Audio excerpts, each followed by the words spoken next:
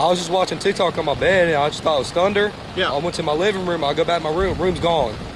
Then we go to my go get a tub. That's gone too. የተፈጥሮ ኃይል ምንጊዜም ቢሆን ከሰው ልጅ አቅምና ቁጥጥር በላይ መሆኑን በተደጋጋሚ በተከሰቱ አደጋዎች አይተናል። ሰማዩ ሲቆጣ፣ ደመናው ሲጠቁርና ንፋሱ ሲያገሳ የሰው ልጅ የገነባቸው ዘመናዊ ከተሞችና መኖሪያ ቤቶች እንደ ወረቀት ተቆራርጠው ሲበታተኑ ማየት እጅግ ልብ የሚሰብርና የተፈጥሮን አስፈሪ ገጽታ የሚያሳይ ነው። ዛሬ የምንመለከተው ታሪክም ይህንኑ ፍጹም አስፈሪ የሆነ የተፈጥሮ ቁጣ የሚያሳይ ነው። በሚሲሲፒ ግዛት ላይ የተከሰተውና ሰማዩን ወደ ሲኦል የለወጠው የአስፈሪ ምሽት ለብዙዎች መቼም የማይረሳ ጠባሳን ጥሎ አልፏል። ይህ ትንታኔ የሚያተኩረው ባለፉት ጥቂት ሰዓታት ውስጥም በሚሲሲፒና በአካባቢ በሚገኙ ግዛቶች ላይ ስለወረደው ድንገተኛ መቅሰፍት፣ ስለጠፋው ንብረት፣ ስለተጎዱት ወገኖችና በዚያ አስፈሪ የጨለማ ሰዓት ውስጥ ስለነበረው የጭንቀት ድባብ ይሆናል።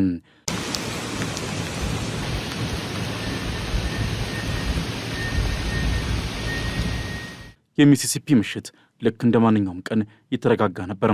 ሰዎች ከቀኑ ውሏቸው ተመልሰው ወደ ቤታቸው ገብተዋል። አንዳንዶች ራት እየበሉ፣ ሌሎች ደግሞ ልክ እንደ ወጣቱ ማክስ ማሃፌ በየአልጋቸው ላይ ገደም ብለው በሞባይል ስልካቸው የማህበራዊ ሚዲያ ገጾችን እየጎበኙ ነበር።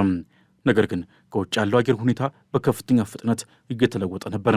ያ የተረጋጋው አየር ወደ ኃይለኛ ጩኸትና እሽክርክሪት ለመቀየር ጥቂት ደቂቃዎች ብቻ ነበር የቀሩት። በአሜሪካ መካከለኛና ምዕራብ የሚሲሲፒ ክፍሎች ላይ በድንገት የተከሰተውና ቢያንስ አንድ ግዙፍ ቶርኔዶ ወይም አውሎ ነፋስን ያካተተው ይህ ኃይለኛ አውሎ ነፋስ ወደ 500 የሚጠጉ ቤቶችን ክፉኛ አውድሞ ግዙፍ ዛፎችን ከነስራቸው ነቅሎና የኤሌክትሪክ መስመሮችን በመበጣጠስ ግዛቱን በጨለማው ዘፍቆታል። የአደጋው መጠንና ስፋት እጅግ አስደንጋጭ ነው። ምንም እንኳን ወዲያውኑ የሞት ዜና ባይሰማም በአደጋው ክፉኛ የተጎዱና የአካል ጉዳት የደረሰባቸው ወገኖች ቁጥር ቀላል የሚባል አይደለም። የሚሲሲፒ አደጋ ጊዜ አስተዳደር ኤጀንሲ ቃል አቀባይ ስኮት ሲመንስ እንደገለጹት ቢያንስ 17 ሰዎች በአውሎ ነፋሱ ምክንያት ለተለያዩ ጉዳቶች ተዳርገዋል። ከእነዚህ መካከል 12ቱ የተገኙት በሊንከን ካውንቲ ውስጥ በምትገኘው በትንሿ የቦክቺቶ ማህበረሰብ ውስጥ ካለው የዋሽ ትሬለር ፓርክ ውስጥ ነው። ይህ ተንቀሳቃሽ ቤቶች የሚገኙበት ሰፈር በአውሎ ነፋሱ ቀጥተኛ ጥቃት ደርሶበታል። የሰፈሩ ሁኔታ አሁን ላይ ፍርስራሽ ወጣና የቀደሞ መልኩ የማይታወቅ ሆኗል። የአደጋውን አስፈሪነት ከሚመሰክሩት መካከል ወጣቱ ማክስ ማሃፌ አንዱ ነው።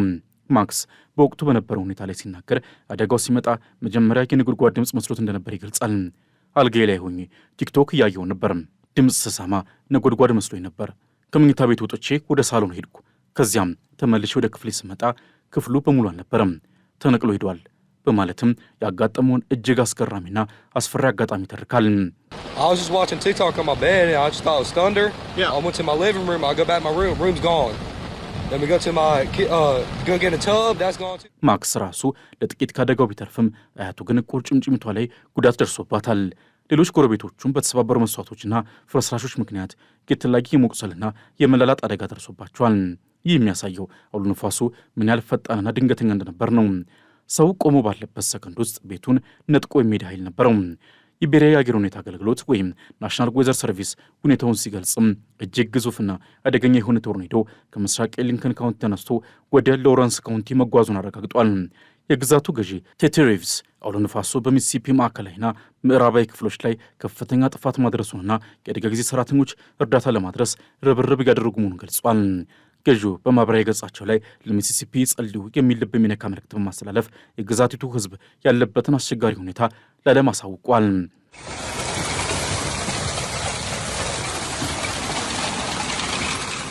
የጉዳቱ ስፋት በዝርዝር ሲታይ እጅግ ሰፊ ነው። በሊንከን ካውንቲ ውስጥ ብቻ 200 ቤቶች ጉዳት ደርሶባቸዋል። ወደ ደቡብ ምስራቅ አቅጣጫ በሚገኘው ላማር ካውንቲ ደግሞ የጉዳቱ መጠን የከፋ ነው። እዚያም ወደ 275 የሚጠጉ ቤቶች መውደማቸው ወይም ክፉኛ መጉዳታቸው ተነግሯል። በሎረንስ ካውንቲ ተጨማሪ ከ10 እስከ 12 ቤቶች ጉዳት ደርሶባቸዋል። የአካባቢው ጸጥታና አደጋ ጊዜ ሰራተኞች መንገዶች በወደቁ ዛፎችና ፍርስራሾች መዘጋታቸውን ገልጸው ህዝቡ አደጋው የደረሰባቸውን ቦታዎች ለማየት ብሎ እንዳይሄድና ለሰራተኞች እንቅፋት እንዳይሆን ጥሪ አቅርበዋል። አሁንም ቢሆን የጉዳት መጠኑን የማጥናት ስራ ቀጥሏል። ይህ አውሎ ነፋስ በሚሲሲፒ ብቻ ተወስኖ አልቀረም። አደጋው ከመድረሱ በፊት ለ2 ወራት ያህል በአካባቢው እንዲህ ያለ ጠንካራ አውሎ ነፋስ ሳይከሰት ቆይቶ ነበር። ይህ የ2 ወራት ዝምታ ግን በድንገት ተሰበረ። በትናንትናው ምሽት ላይ የተከሰተው ይህ ክስተትም ቶርኔዶ ኢመርጀንሲ ወይም የቶርኔዶ የአደጋ ጊዜ አዋጅ እንዲታወጅ አስገድዷል። የአይነቱ ማስጠንቀቂያ የሚሰጠው አውሎ ነፋሱ እጅግ አውዳሚና ለሰው ሕይወት አስጊ መሆኑ ሲረጋገጥ ብቻ ነው። በራዳር የታየው መረጃ እንደሚያመለክተው የአውሎ ነፋሱ ኃይል የቤቶችንና የዛፎችን ፍርስራሽ እስከ 12000 ጫማ አሊያም ከ3000 ሜትር በላይ ወደ ሰማይ የመወርወር አቅም ነበረው። ይህ ደግሞ አውሎ ነፋሱ ምን ያህል ኃይለኛና አጥፊ እንደነበር ትልቅ ማሳያ ነው።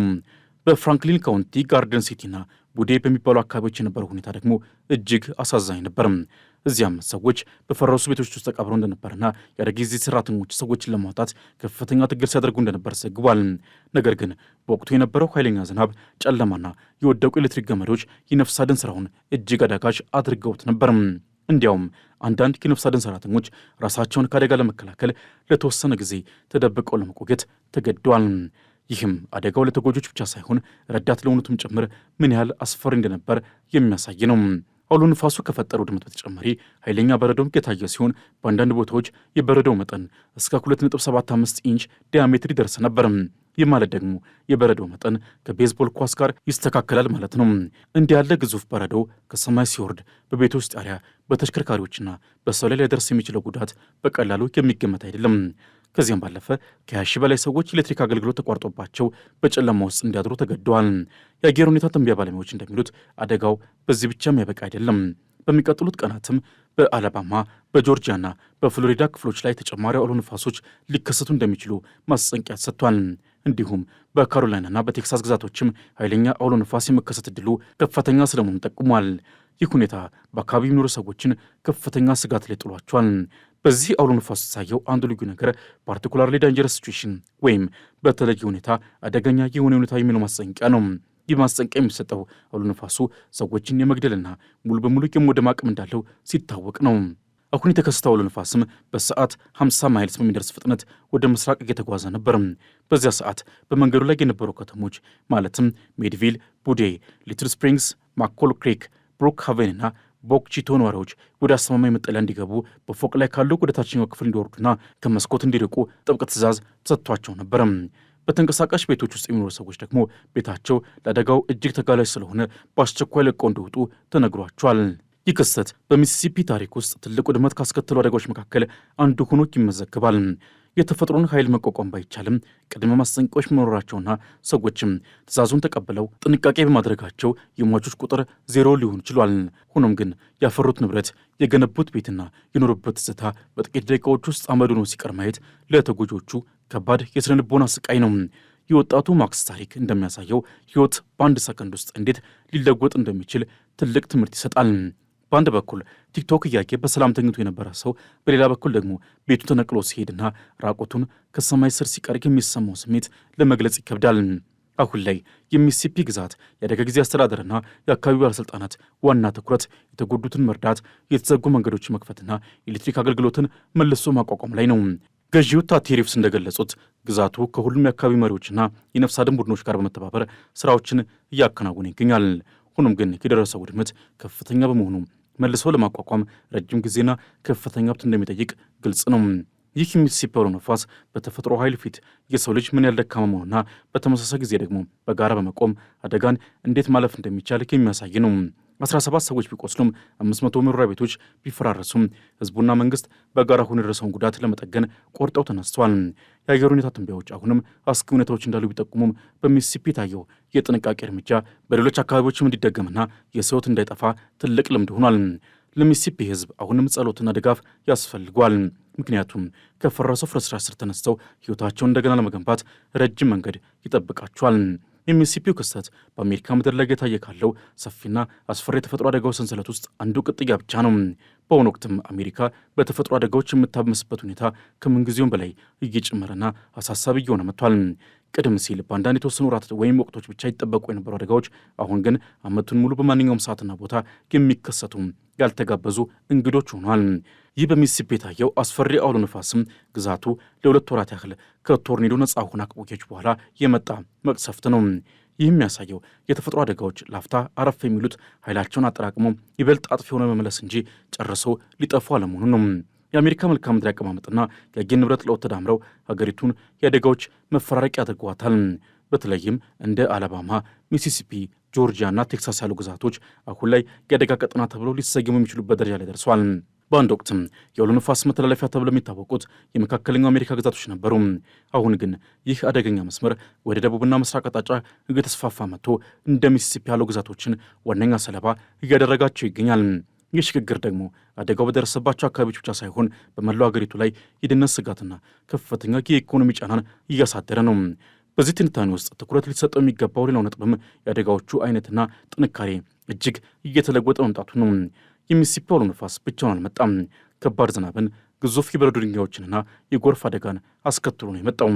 በሉዚያናና በአላባማ የታየው የድንገተኛ ጎርፍ ማስጠንቀቂያ እንዲሁም በዋው አላባማ የታየው እስከ 2.75 ኢንች የሚደርስ ግዙፍ በረዶ አደጋው ምን ያህል ዘርፈ ብዙ እንደነበር ያሳያል።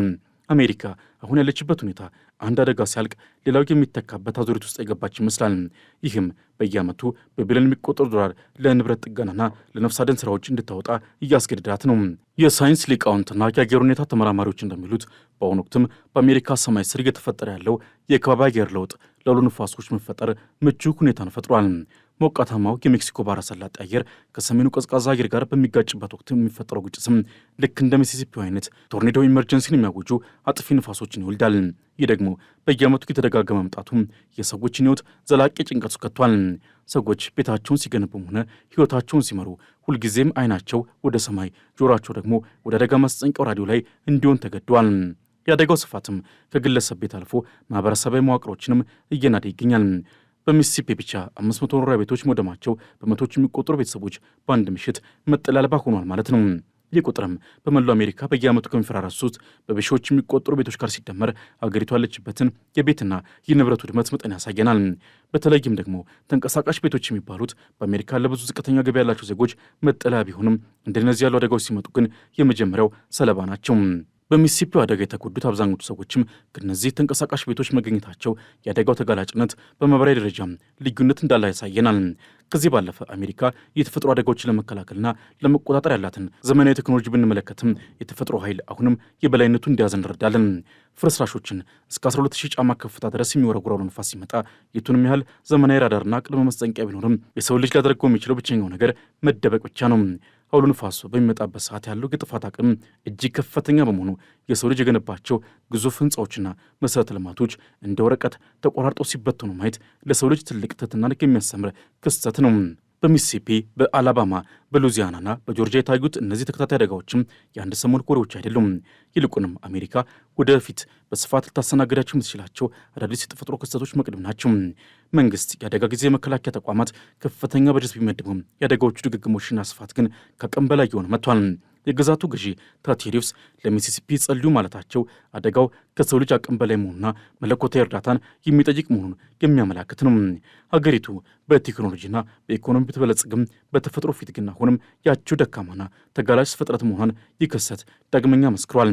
ይህ የመከራ ሰንሰለት መቼ እንደሚበጠስ ባይታወቅም ለጊዜው ግን አሜሪካውያን በአንድ እጃቸው ሕይወታቸውን እየገነቡ በሌላ እጃቸው ደግሞ ከሰማይ የሚመጣውን መዓት ለመከላከል እየተዘጋጁ ቀጥሏል።